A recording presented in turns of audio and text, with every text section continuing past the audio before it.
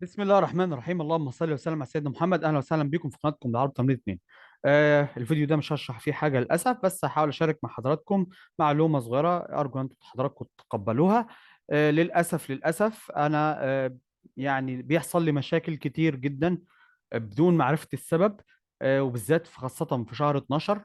وده مش تطير او تشاؤم لا سمح الله، ولكن هو ده بيقدر الله السميع العليم، او بيقدر الله ان هو او يشاء الله ان يحصل لي مشاكل. منها طبعا ان انا القناه الاولى زي ما انتم حضراتكم عارفين اتهكرت بعد 35 الف مشترك، وشغل اكتر من 9 سنين اتهكرت برضه في شهر 12. يشاء برضه السميع العليم ان انا الكمبيوتر بتاعي يحصل له مشاكل في الشهر دوت، في شهر 12. و فهو يعني مش عارف اقول هي التكرارات بتحصل لي ولا لا. بس عشان كده ايه اللي انت عايز تقوله يا عم هشام؟ اللي عايز اقول لحضراتكم ان انا كل المعلومات والداتا بتاعتي راحت.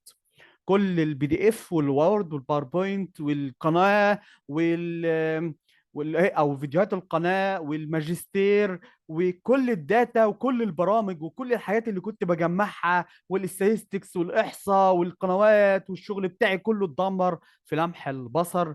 وده يشاء السميع العليم ان هو يحصل معايا. طيب، انا بقى مش بيأس صراحة، وعامل الفيديو ده عشان اوصل لحضراتكم المعلومة ديت. انا مش هيأس، وان شاء الله اي حاجه هكتبها بخصوص العلم او تسهيل العلم ان شاء الله بدون مقابل هبعتها على جروب التليجرام. هعمل جروب للتليجرام، هتلاقوا اللينك في الديسكريبشن ان شاء الله.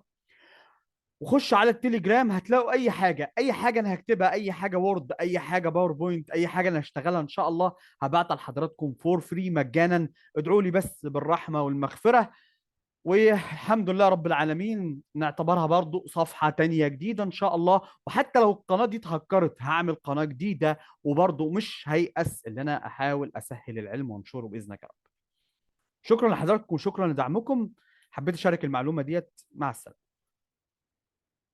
توفيق في حياتكم إن شاء الله.